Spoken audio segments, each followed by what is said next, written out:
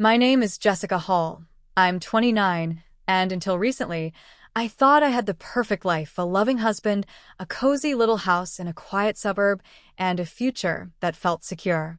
But this morning shattered that illusion. It was barely 7 a.m. when I felt the door to our bedroom slam open. My heart jumped. Before I could even sit up, my mother-in-law, Barbara, stormed in, her voice sharp and cold. "You're still sleeping? Get up and make me breakfast." Her words cut through the room like a blade. I was exhausted. I had been up until almost 3 a.m. last night working on a project for my remote job, trying to meet a deadline. My body ached, my eyes burned, but none of that mattered to her. I glanced at my husband, Ethan, lying beside me. He didn't move. He didn't even open his eyes. I swallowed hard and tried to respond politely, my voice cracking. "Barbara, I barely slept last night. Can I just—" But she cut me off. "Excuses. A good wife takes care of her family first, not herself." Heat flooded my cheeks, part anger, part humiliation. I felt small, invisible, like a servant in my own home. And as she turned and stormed back toward the kitchen, muttering under her breath, something inside me shifted. This wasn't just about breakfast. This was the moment I realized I had been slowly disappearing into everyone else's expectations. And this morning, I hit my breaking point. Growing up, I was always taught to put everyone else first. I was born and raised in a small town in Ohio. My mom, Linda Hall, was the kind of woman who believed that a good daughter doesn't talk back, and a good girl helps without being asked. My dad, Robert, was quiet, reserved, a man who worked long hours at the factory and barely said 2 words at dinner. I had an older brother, Michael, who was the golden child. If he got a B on a test, my parents celebrated. If I got an A, they'd ask why it wasn't an A+. I remember being 12 years old, sitting on the porch one summer afternoon. My mom called me inside because Michael had finished mowing the lawn and wanted a glass of lemonade. When I hesitated, she scolded me.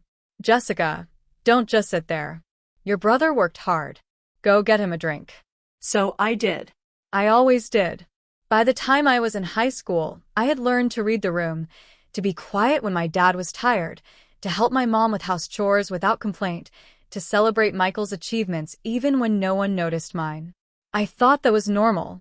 It wasn't until college, when I briefly lived away from home, that I realized how heavy that weight had been. For the first time, I didn't have to cook, clean, or tiptoe around someone's moods. I felt free, but I also felt guilty for enjoying that freedom. When I met Ethan during my senior year, I thought I had found someone who truly saw me. He was kind, attentive, and made me laugh. He made me feel like I mattered.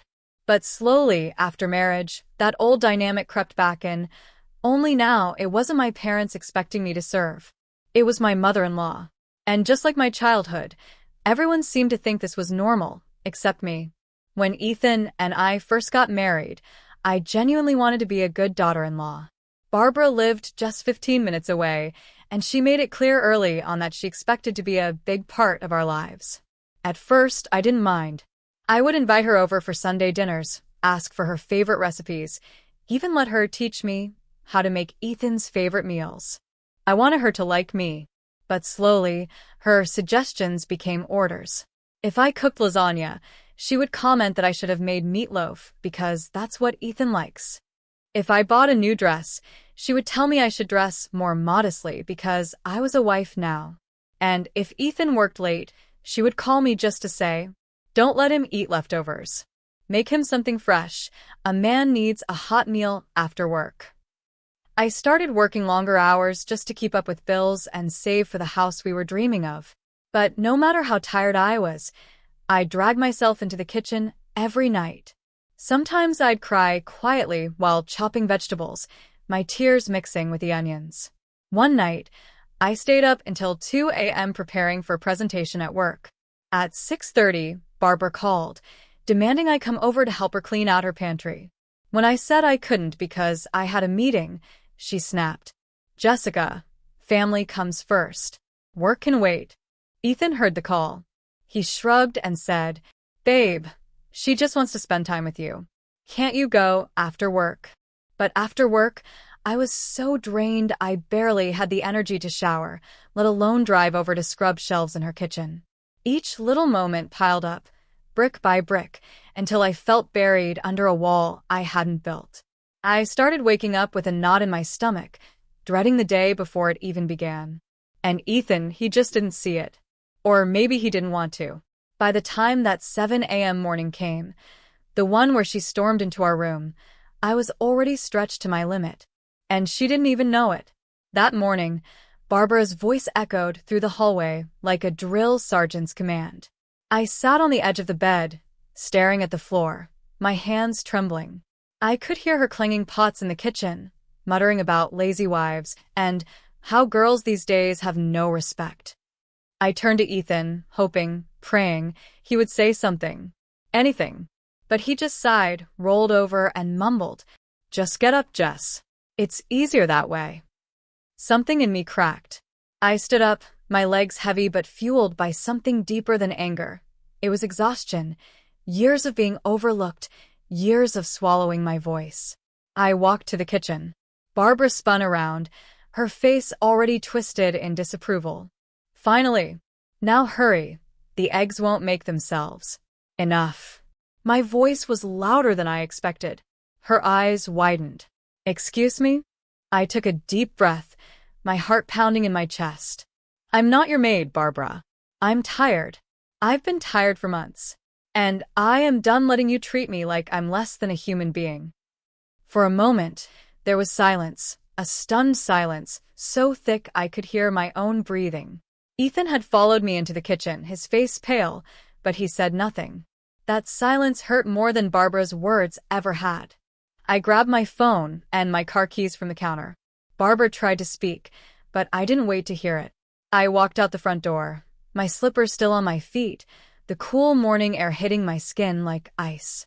The door slammed behind me, a sharp final note that felt like the end of something, and maybe the beginning of something else. I didn't know where I was going, but I knew I wasn't coming back. I didn't have a plan when I left that morning, just a small overnight bag I'd thrown together weeks earlier, just in case. I drove until the streets looked unfamiliar, until my phone's GPS told me I was 3 hours from home. I pulled over at a gas station, sat in my car, and cried until my chest hurt. Then I made a decision. I wasn't going back. Over the next few weeks, I quietly began to untangle myself from my old life. I found a short-term rental in a small town called Maple Creek, population just under 6,000. It wasn't fancy, a tiny one-bedroom apartment above a bakery, but it was mine. I sold a few pieces of jewelry Ethan had given me, just enough to cover the first month's rent and deposit. I filed for a remote work transfer with my company and picked up extra freelance projects to keep myself afloat.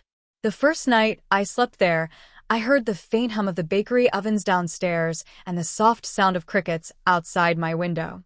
For the first time in months, I slept without waking up in a panic. The days were hard, I won't lie. I missed Ethan.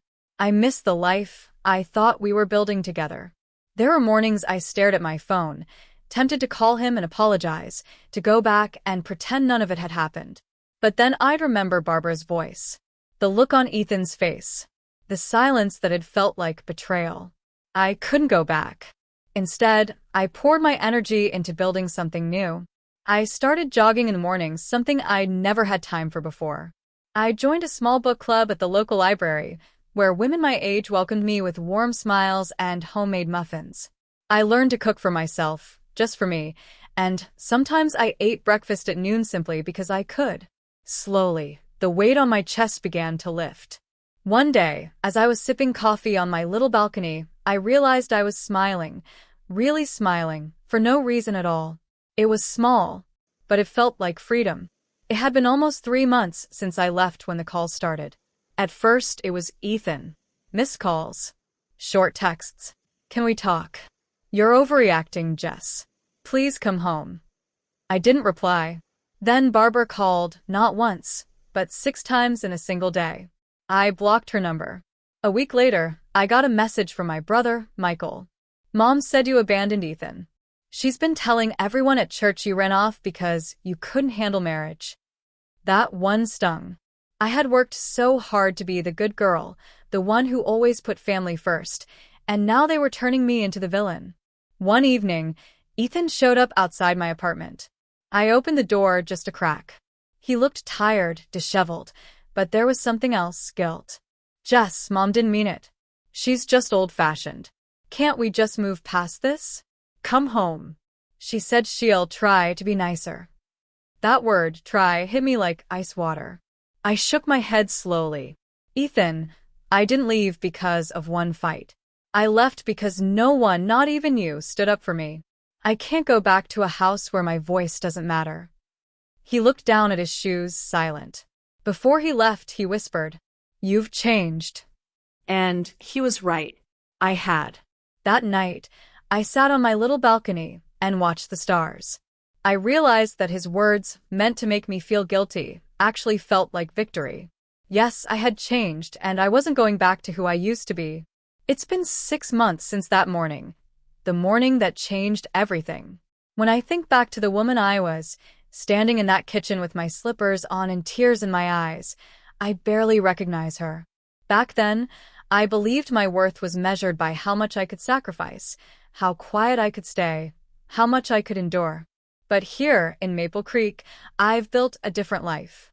I wake up in the mornings to sunlight streaming through my window, not to someone yelling my name. I make coffee just for me and sit on the balcony, listening to the birds. I have friends who see me, who laugh with me, who ask how I'm doing and mean it. Most importantly, I've learned to see myself. And that's something no one can take away. Leaving wasn't easy. It broke my heart to walk away from the life I thought I wanted, from the man I thought would protect me. But it saved me. If you're listening to this and you feel invisible, unheard, or unloved, please know this. Choosing yourself isn't selfish. It's survival. Family is not proven by blood. It's proven by love, respect, and the willingness to stand by you when it matters. I still don't know what the future holds. Maybe Ethan and I will never speak again. Maybe one day we will. But today, I'm proud of the woman I've become. And I wouldn't trade this peace for anything in the world.